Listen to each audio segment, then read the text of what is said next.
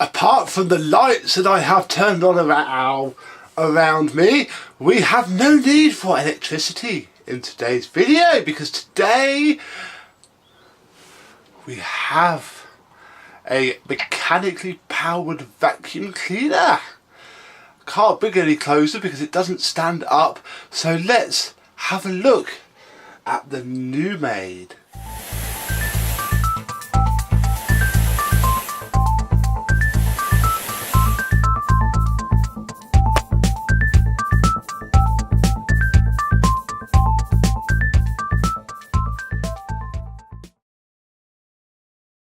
Yes, hello my suction sweeper chums for today. How are you?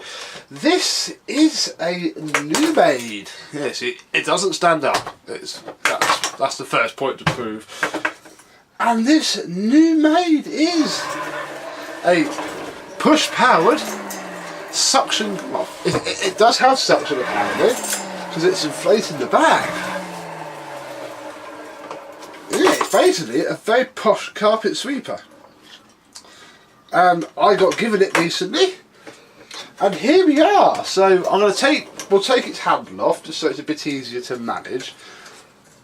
We'll have a look. No wires at all on this particular machine.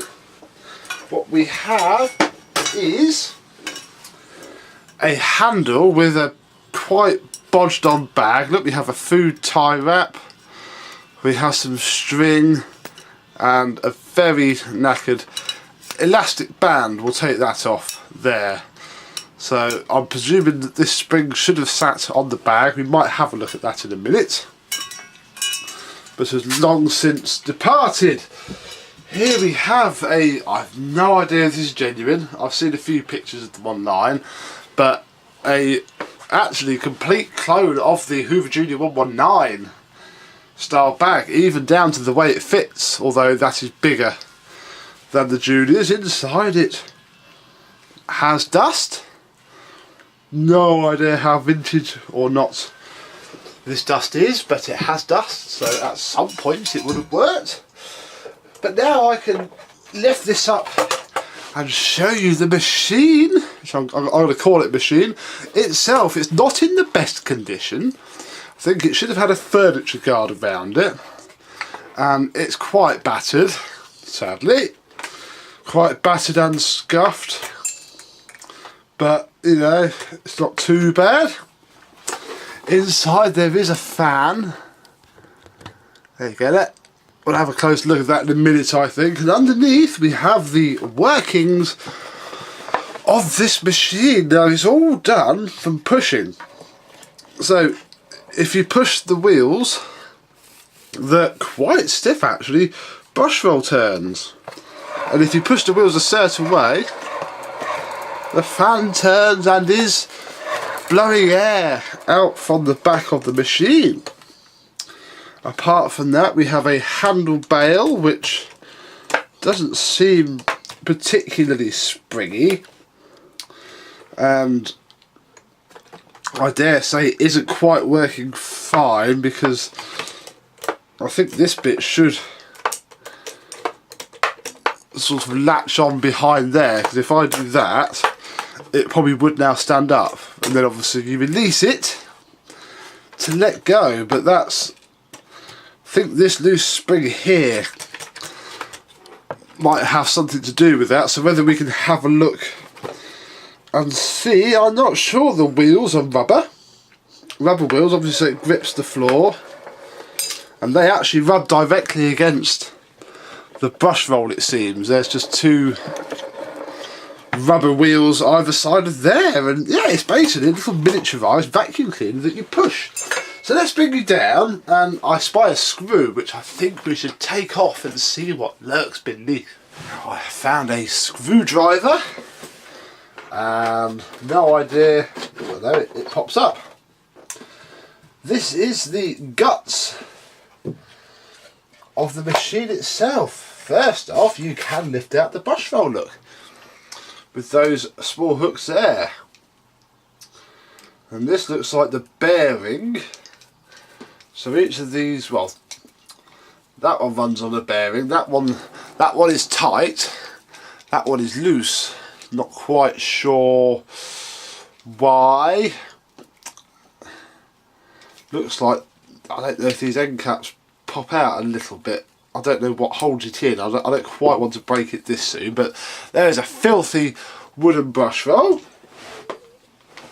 The whole thing is caked in grease and oil, so it's not the nicest. There's a little fan just in there, so it is a dirty fan machine, which is only triggered by the wheels moving backwards. So this axle running through here probably goes onto a gearbox under here somewhere. We're not going to take it fully apart today because I don't quite know enough about it. I wonder if that was a screw, but it's not. It is a rivet. I think it is a screw. It is a screw, but I've no idea what happens if I undo it. So I think it's probably just one of these. So we'll put it back together for now. We won't go too mad on it. No idea how old this is, although I have found brochures from the 50s. So in fact there is a ratings plate there. I wonder if I can clean it up a little bit. And we'll see if we can see if it says anything.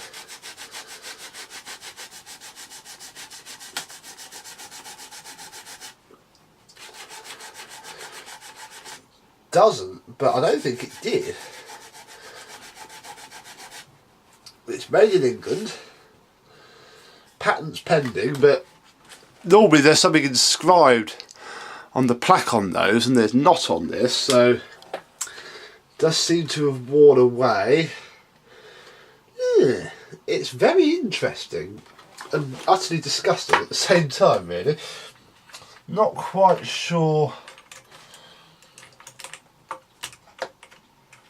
what the problem with this is. In fact, it's been somewhere before. There's a little circlip that we might be able to take off.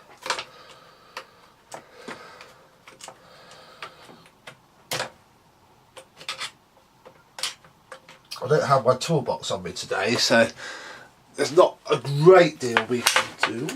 Oh, that's just those. That was a horrible cracking sound. That was those brush roll supports going down. There's the second circuit. Ah, that pushes in. These both push inwards. It's not going to help too much. Oh, it snapped. Right. I think you can't really see it, but I think a little bit of that spring has snapped. And that's what's causing it to not quite work, because I think it should lock against there and then come around and hook around here. So whether we can find something else, it looks rather like a Hoover Junior handlebar screw, but probably isn't. So there's probably not a lot we can do about that, especially now. So we'll put those back on. It's a shame because it does stand up otherwise. It's got 3 inch wheels. The rear one isn't rubberised. Big metal base plate. Yeah.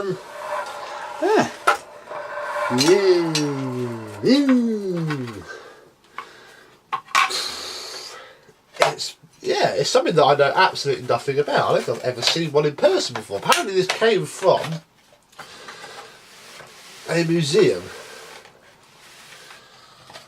So it's obviously some sort of historical doodah. Right. Yes, I think these should be clamped down somewhere. But I don't know where. In fact, all I'm doing is... Ah, right, okay. Ah, that's interesting. So, the axle pulls out of the machine, then the end cap comes off, and I reckon those perforations in there should grip the brush roll. And we can probably test this now I know how it comes out. Round the other side out and see what we can see. Yes, there we go, look, gosh. So as you can see, that is stuck in there, which makes that side spin. There's a lot of vintage rubbish in here, look. Yeah, oh good, we've got some dirt to clean up. Now let me just do this over here, because I want to see if we can pick up some dirt. So that's actually possibly going to be quite easy to fix. So all I've got to do is just put some little tacks into, like through these holes, and I can literally just tack it into the brush roll, which is actually an acceptable looking fix, and that might make it work a little bit better perhaps. Needs to seem to be, there is a little brass bush that runs around the end there. In fact, that's stiffened it up already just by tapping those in a bit better, so that looks easily done, and it means that I can wash the brush roll a bit better. The little brass bush isn't spinning quite as well as I'd like, but I don't think for the purposes of this video at the moment it's going to make much of a difference.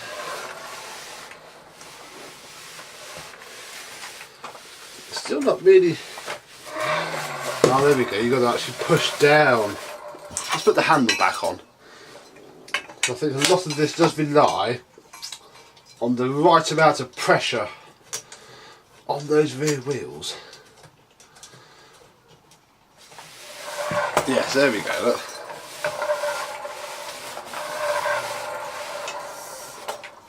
It's not fantastic. This circlip has come off. Obviously wasn't on properly in the first place. Let's put the cover back on.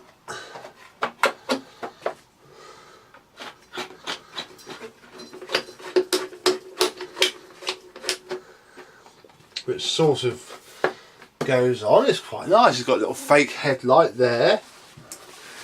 Right, now this bag, I think we should possibly give this bag a quick vacuum out, which would help matters immensely because I think it needs better airflow.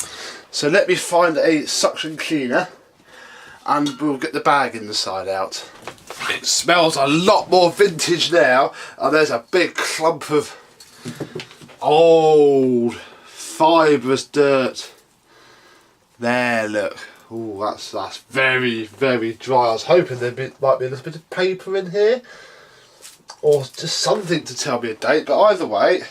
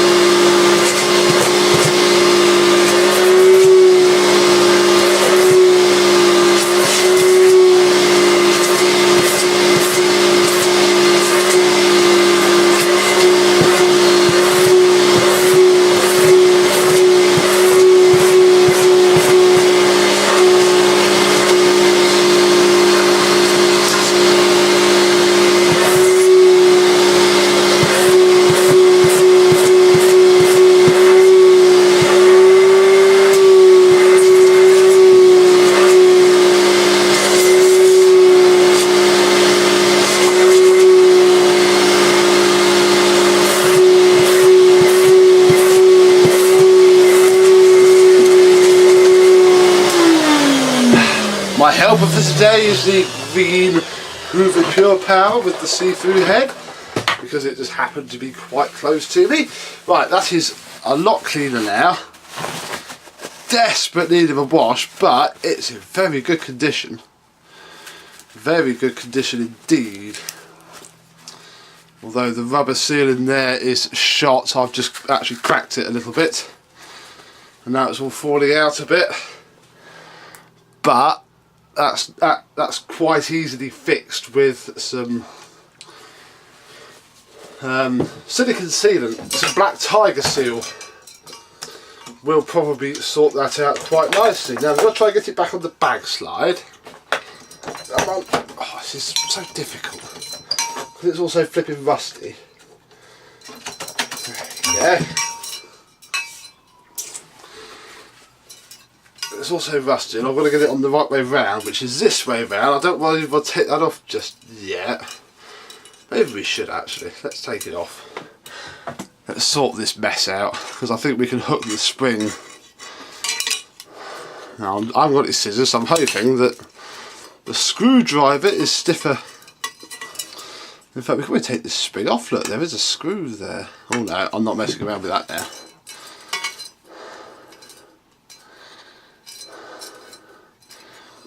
And then all we've got to do is undo this tie wrap. Aha. This was obviously put on at some point in its decades of life. Come on.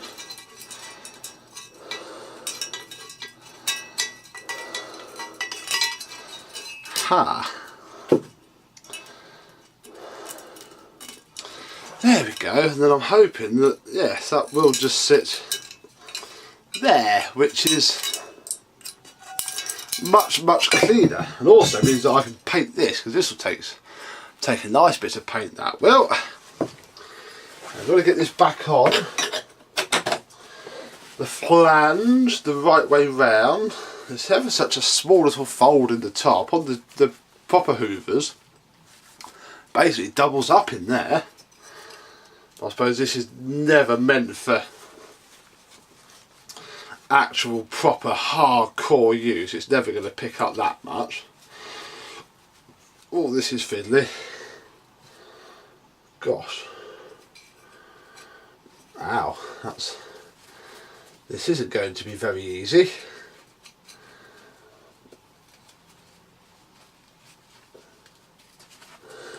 Oh, there we go. I don't really want to open it up to help, because then I'm going to close it back up again, and I've had to do that before on rusty bag slides, and it's never great. But every time I put it, I open up that fold, but hey ho, it should be better once it's been washed. There we go. That'll do. So now we can put the handle back on again.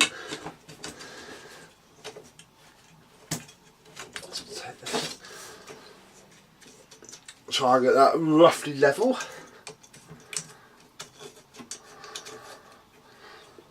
And then hopefully I can put that on and then flip it around. There we go. Much neater.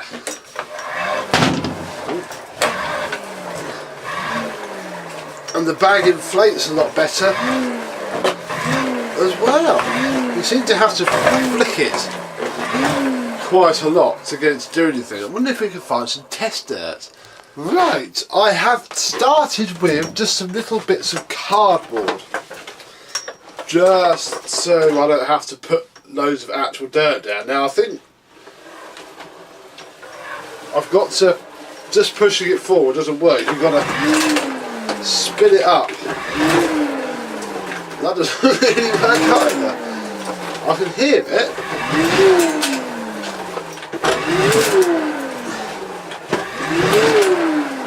It's sort of doing it.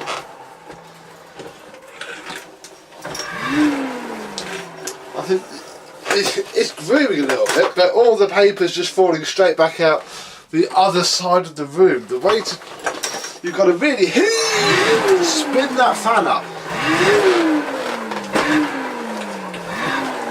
There's airflow because the bag's inflating it. But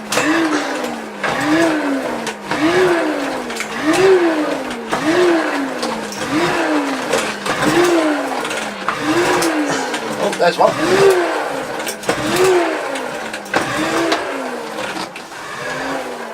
Let's try it a little bit.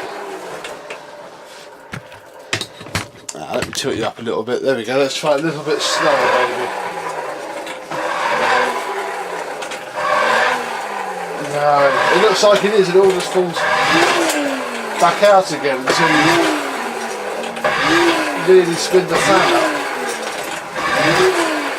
Come on.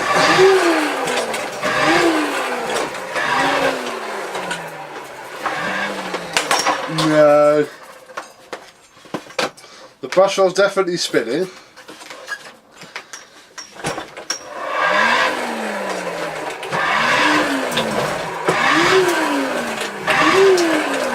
Oh, it's got some. Ready? Can we do these bits? Look. 1, 2, 3. Back out. There we go. Right, there's one more bit here. No. Oh, I think that was it. We've done it. We have cleaned up all of the bits of cardboard. And they are now sat. I can feel them in the bag there. So that was interesting, although it's terrible. But a little bit of historical vacuumania. Now this has the same, I've just noticed that, it's got the same bit of writing that the 375 had. Dom 1,47. There's also lots of crap coming off of this handle, which is absolutely disgustingly filthy. Now I've warmed it up a bit with my skin. But that's still loose in there. There we go, but there we go, the Newmaid. No idea what model it is. It does work. Should clean up quite nicely. I shall give it a clean up and a good service, and we'll see if we can make it work any better or worse than it does now. I don't think we can make it work any better because it's such a simple old thing, but we can probably make it look a lot better. A lot better indeed. So there we go, folks, a non-electric suction cleaner on my channel. I hope you've enjoyed it, and as always, thank you very much for watching, and I shall see you soon. I'm going to get changed now. I've worked out a bit of a sweat as usual. Bye bye.